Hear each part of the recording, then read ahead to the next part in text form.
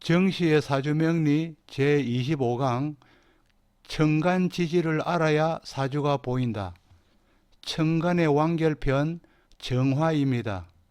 밤하늘에 가장 빛나는 별 정화에 대해서 알아보도록 하겠습니다.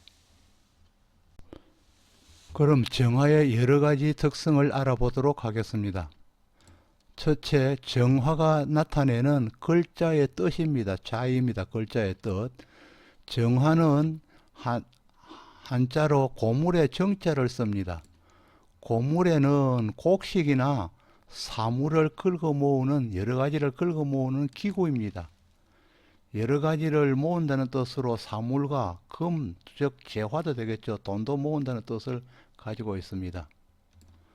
여기에서 여러 가지 모으는 것 중에서는 크게는 백화점업을 하는 사람, 그리고 알파 문고리 같은 문고리를 취급하는 사람이나 일반 생활용품을 여러 가지 갖다 놓고 취급하는 다이소 등이나, 그리고 철물점 등은 여러 가지 물건을 갖다 놓고 일단 매장을 형성하는 형태죠.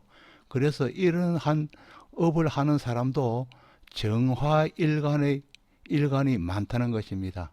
그러니까 어떤 사람의 경우에는 단일 물건을 갖다 놓고 매장을 꾸미는가 하면, 어떤 사람은 또 자기의 성격에 따라서 아주 많은 다양한 물건을 가지고 매장을 꾸미는 경우가 있다는 것이죠. 그래서 그때는 정화의 사람이 단연 많다는 것입니다. 그리고 정화가 속해 있는 동물을 보면은 정화는 겁이 많은 노루입니다. 물론 그 중에서 정미일주 같은 경우에는 정의 일간을 쓰고 있지만은 겁이 없습니다. 겁이 없는 것 중에서 또 하나 예를 든다면은 기묘일주 같은 경우에는 들토끼로서 겁이 대충 없는 편입니다.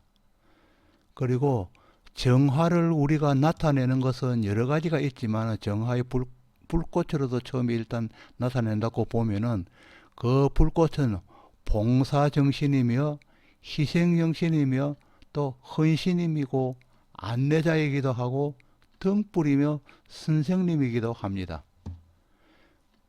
정화의 불을 촛불로 나타낼 경우에는 종교적인 의미를 가해서 수도자이기도 하고 기도하는 모습이기도 합니다. 그리고 열로서 나타낸다면은 냉열일 경우에는 별이나 별빛이고 반딧불로 나타낼 것이며, 반딧불을 정화로 나타낼 것이며, 그다음에 뭐 열이 많은 열기구로서 나타낼 때는 즉 새를 녹이는 용광로나, 그리고 낫이나 금속을 달고서 만드는 대장간의 하구 같은 경우에도 일단 정화로 나타낼 수 있을 것입니다. 그리고 또 문학적으로 본다면은 정화를 낭만이나 시적인 것들 나타내고, 은근함이나 미소, 그리고 인정스러움, 그리고 인간미를 나타내기도 하고 인자함을 나타내는 것이 정화입니다. 정화의 좀 흉격인 흉한 모습을 본다면은 화상이며 또 차한 것이며, 또 정화는 야멸찬 어떤 성격이며, 또 정화는 소극적이기도 하고 또 이기적이기도 하며 대가를 바라는 대가적이기도 하며, 또 은밀한 비밀성이기도 하고 은밀성이기도 하고, 또 이와 같은 비슷한 단어겠지만 음침함도 포함한다고 하겠습니다.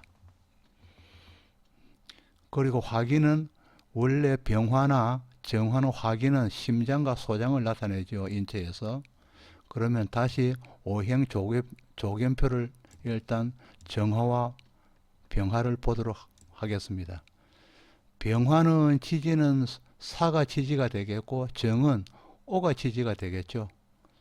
그리고 수로서의 표시는 7은 병화를 나타내고 2는 정화를 나타냅니다.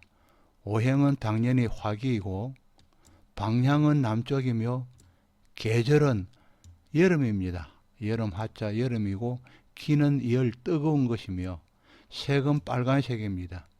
그리고 쓴맛입니다. 고 쓴맛이죠. 그리고 인이에 지신주고 예에 속하고 그리고 오장육부에서는 물론 심장과 소장에 속한다고 병화와 정화를 하였지만은 특히 정화에는 삼초에 속합니다. 이 삼초라는 것은 오장육부 중에 육부의 하나로 몸에서 기와 혈액순환을 촉진하며 음식물을 소화시켜 영양물질을 온몸에 운반하며 수도가 잘 통하게 하는 기능을 한다고 그랬습니다. 그래서 우리가 몸속에서 혹시 소화가 잘 되지 않는다든지 할 때는 정화에 일단 어떤 문제가 일어날 수 있는 가능성이 많다는 것을 미리 인지하고 계시면은 건강을 관리하는 데 좀 도움이 되지 않겠나 생각해 봅니다. 정화의 성격을 하나하나 살펴보도록 하겠습니다. 정화는 내부의 안정과 다짐을 주도합니다. 정화는 자신의 역량을 밖으로 드러내지 못하는 단점이 있습니다. 정화는 무언가 고치려고 합니다. 정화는 눈보다는 심장으로 사물을 평가합니다. 가슴으로 평가하다는 이야기죠. 늘 엄지에서 일하는 것이 적성에 맞는 사람입니다. 정화는 새 것보다는 헌 것이 잘 어울린다고 합니다. 정화는 일을 벌리기보다는 정리하는 것이 습관이 되어 있는 사람입니다. 정화는 새로운 것도 헌 것으로 바꾸어서 사용하려고 합니다. 정화는 한겨울에는 열기를 발산하여서 온실의 역할을 하는 사람입니다. 정화는 어두운 곳에서는 등대와 같은 역할을 합니다. 정화는 밝은 곳에서는 자신의 가치를 상실하기 쉽습니다.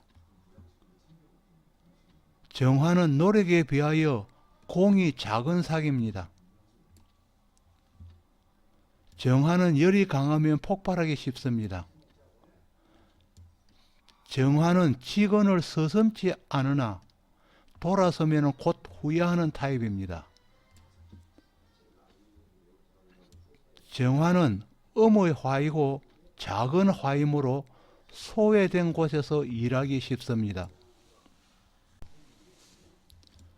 정화는 화려한 곳에서는 쉽게 자신의 가치를 드러내기 힘들어서 고독할 수가 있습니다.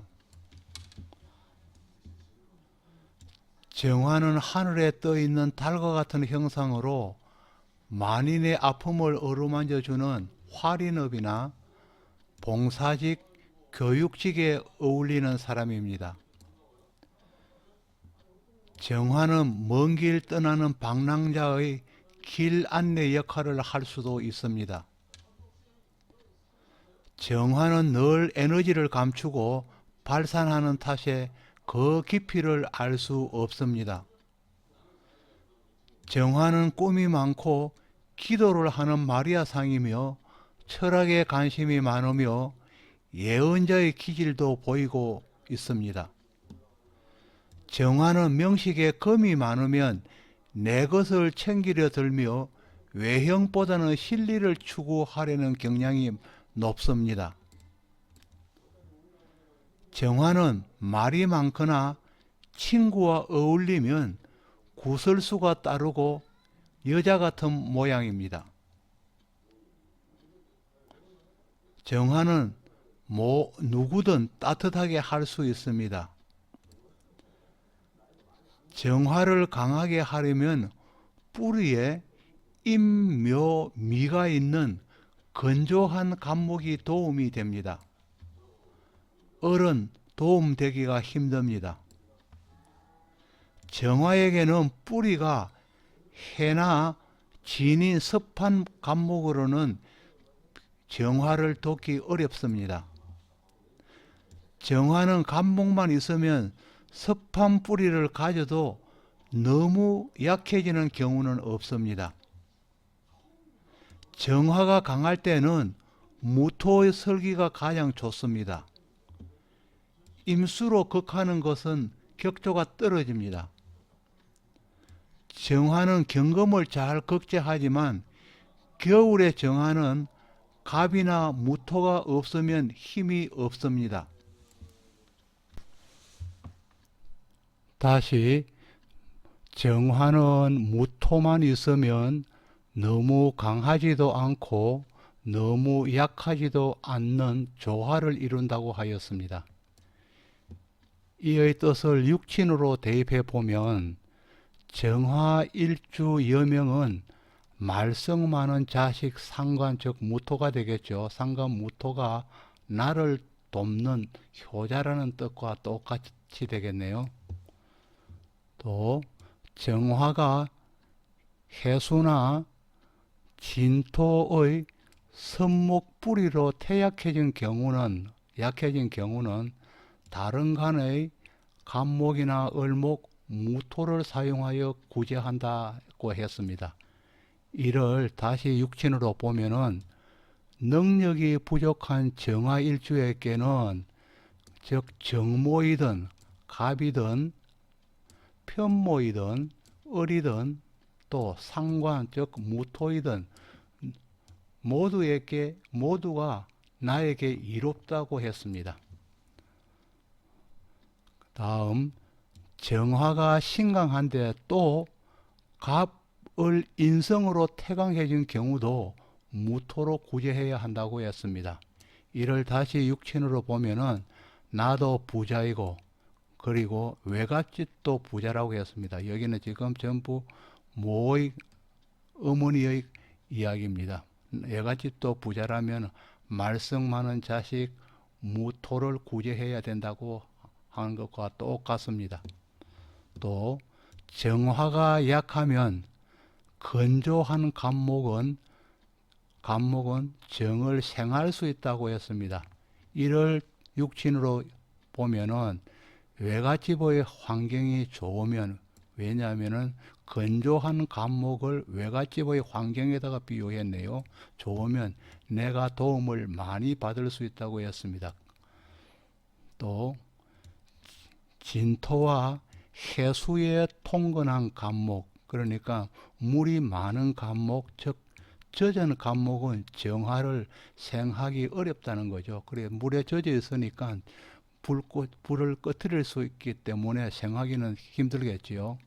그래서 이와 같은 명주라면은 간목이 물이 많은 진토 위에 있기 때문에 일단 젖은 간목이 되어서 젖은 간목은 정화일주를 생하기가 힘들다는 것입니다. 이는 모의 친정 집안이 힘들면은 나에게 별 도움이 되지 않는다는 뜻과 똑같습니다. 이것은 다시 갑은 인성이죠. 인성은 공부하는 것이니까 정화에게 인성을 공부하는 것이니까 학업적 성취가 기대에 미치지 못한다는 뜻과 똑같습니다. 을목은 정화를 생할 수 없다고 했습니다. 즉 편모는 정화죠. 편모는 정화에게 전혀 도움이 못 된다는 뜻과 같습니다. 편모는 여기서는 전부 제2의 어머니, 엄마를 이야기합니다.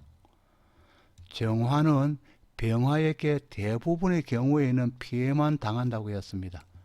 그러니까 잘 사는 형제의 덕은 없다는 것입니다. 정일간에게 잘 사는 형제의 덕은 없다고 했습니다. 그리고 정화와 정화는 서로를 강하게 한다고 했는데 이 말은 육친으로 따지면은 비슷한 형제끼리는 서로 돕는다는 이야기죠. 잘 사는 형제는 덕이 없다고 했지만은 형편이 비슷한 형제끼리는 서로 도우면서 산다는 뜻과 똑같습니다. 다음 정화가 약하면 무토가 정화를 강하게 하고 정화가 강하면 무토가 정화를 약하게 하는 특수한 관계에 있습니다. 이를 육친으로 대입해 보면 모의 처지가 어떠하든 모가 약하든 강하든 말썽 많은 무토 상관의 아들이 효자라는 뜻과 똑같습니다. 정화와 기토와의 관계는 전혀 무관계합니다. 기토는 정화를 설계시키지도 못하며 기토 자신도 정화로부터 생을 받지 못합니다. 이를 육신으로 다시 보면 정화일간은 식신 자식과는 잘 살든 못 살든 서로가 무관심일 수 있다는 것입니다. 다음, 정화는 경금이 강하면 경금을 약하게 하고 경금이 약하면 경금을 강하게 합니다. 그러나 경금은 정화에 대해서 무작용입니다. 이를 육신으로 보면 정화는 재물이 많으면 쓸 줄도 알고 없으면 벌 수 있는 능력도 있다는 것입니다. 그러나 재물만을 가지고 정이라는 사람을 해유할 수는 없습니다. 또 정화는 신금을 약하게 합니다. 그러나 신금은 정화에 대해서 무작용입니다. 이걸 육신으로 대입해 보면 정화일간은 규모가 큰 돈도 운영할 능력이 있지만 역시 많은 돈으로 정일간인 사람을 움직이지는 못한다는 것입니다. 또 정화는 개수로부터 극을 당하는 흉한 작용만 있습니다. 이걸 육신으로 보면 정화일간은 여명인 경우이죠. 정화일간은 평관인 남편에게는 당하기만 합니다. 대적하지 못한다는 것이죠. 그리고 남명일 경우에는 개수가 자식에 해당하는 평관이므로 남명의 경우에는 자식을 꺾지 못한다는 것입니다. 불꽃인 정화는 희생과 봉사의 별입니다. 희생과 봉사에도 재성은 필수적입니다.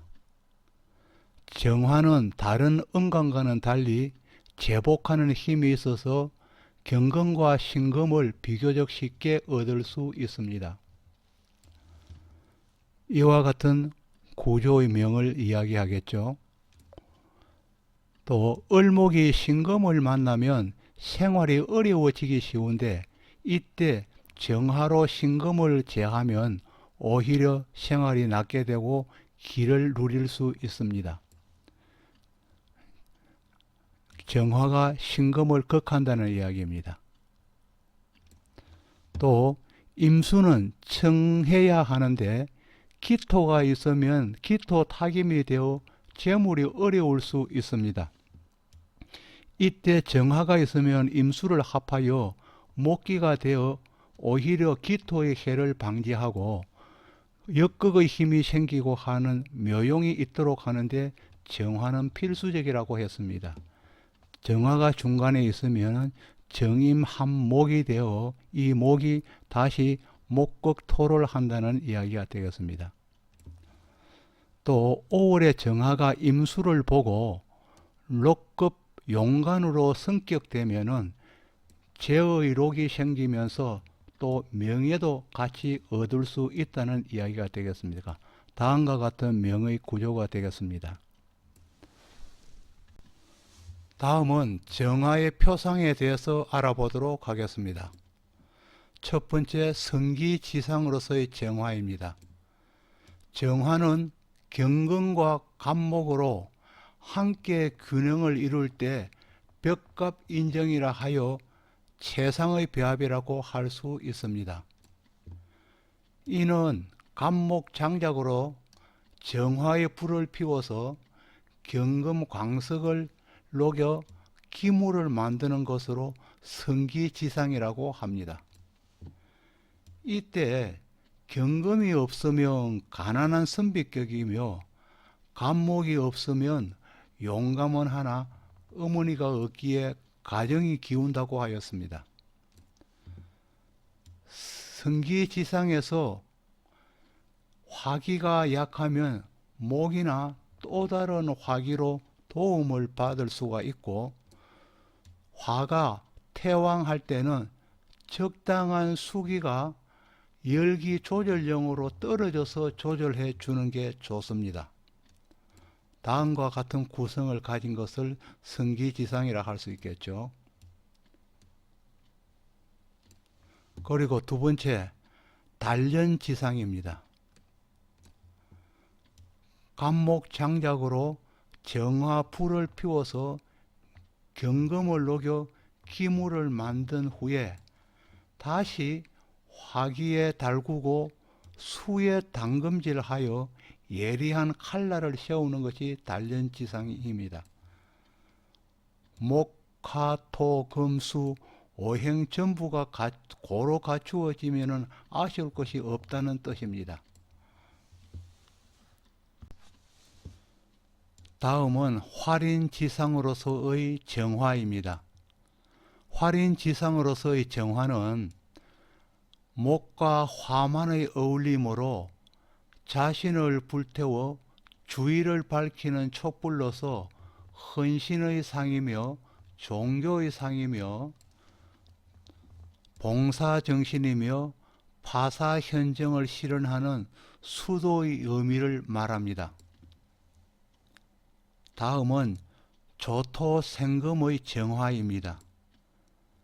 정화와 무기토와 신금만으로 조화를 이루어져 있을 때를 말합니다. 이때는 명조에 섭토나 수가 있으면 수를 정화로 제거함을 말하는 것입니다. 자연현상으로 보면 흙으로 도자기를 빚어서 가마에서 구워내는 모습입니다. 염상격으로서의 정화입니다. 병화와 같이 화일기로만 이루어진 모습입니다. 병화 때와 같이 다른 세력을 용납치 않으며 생하는 목과 설기시키는 토의 세력 외에는 조합을 싫어합니다.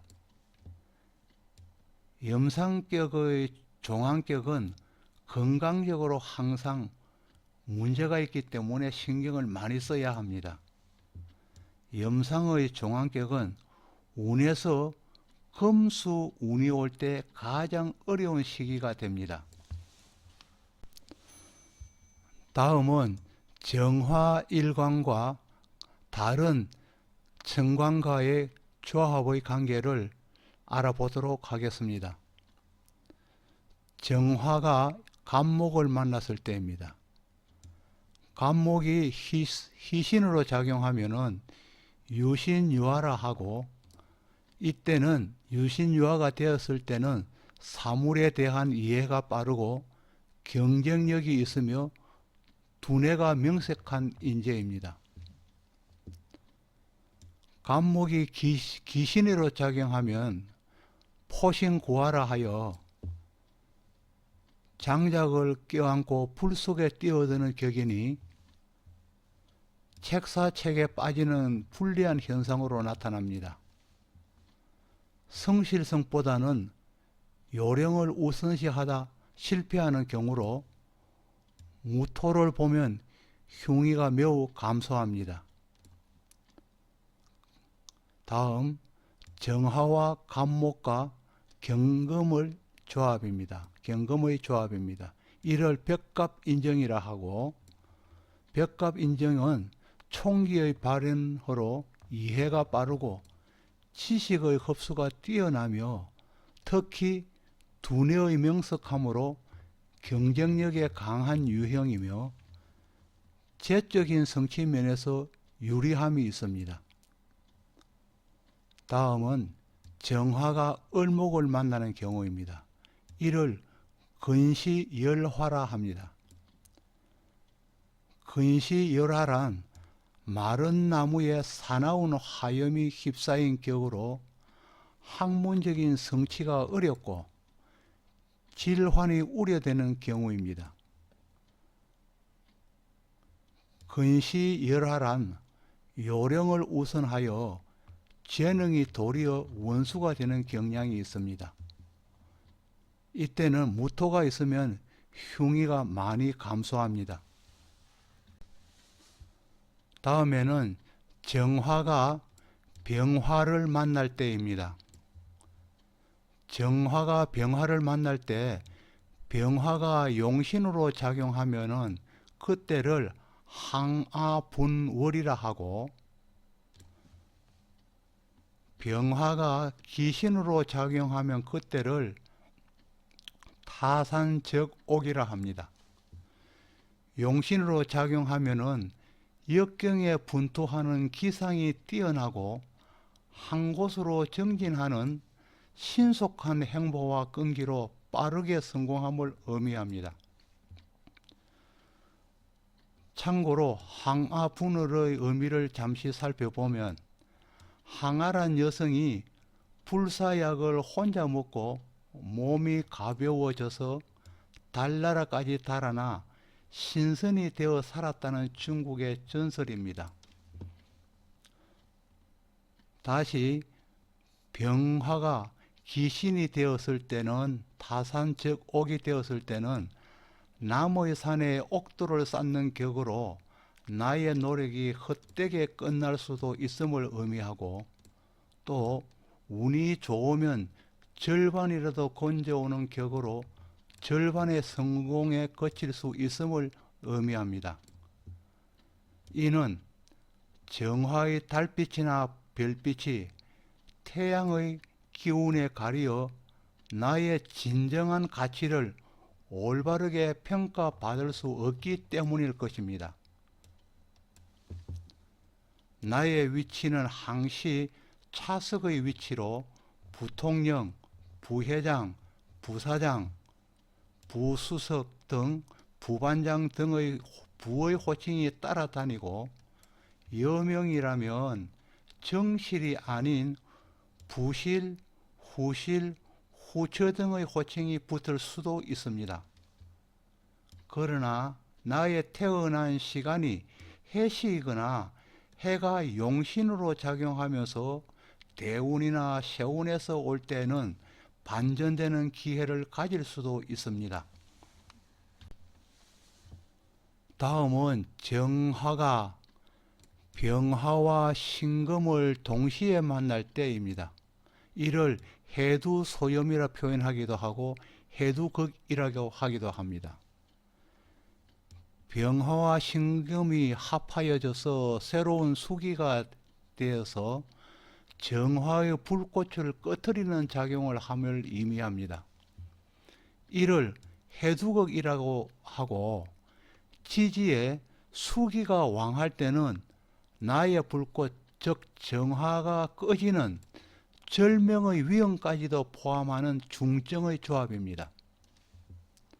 다음에는 정화가 똑같은 정화를 만나는 경우입니다. 이를 양화위염이라고 합니다. 양쪽의 불꽃이라는 이야기죠. 두 불꽃이 타오르는 격으로 속도에서 기선을 제압하여 성공할 수 있음을 의미합니다. 다음은 정화가 간목과 무토를 동시에 만나는 경우입니다. 이를 유화, 유신, 유로라고 합니다. 속전속결의 기제이죠. 정화는 기본적으로 간목이나 무토가 없으면 힘을 쓰지 못합니다. 삼간이 나란히 배열되면 크게 번영되는 상격의 대표적 유형에 속합니다. 다음은 정화가 무토만을 만날 때입니다. 이는 유신이 없는 경우죠. 이를 유화, 유로라고 합니다. 이때를 재능을 충분히 발휘하게 되어 큰 발전과 성공을 거둘 수 있음을 의미합니다. 다음은 정화가 기토를 만날 때입니다. 이때를 성타구진이라고 하고 별이 떨어졌다는 것입니다. 이 의미는 자신의 의지대로 진로가 잘 개척되지 않는 불운이 따름을 의미하고 있습니다. 다음은 정화가 경금과 무토를 동시에 만나는 경우인데 이를 화련진금이라고 합니다. 화련진금의 명조가 되면은 크게 번영하는 상격으로 재능을 충분히 발휘하여 큰 발전과 성공을 거둘 수 있습니다. 다음은 정화가 신금을 만나는 경우입니다.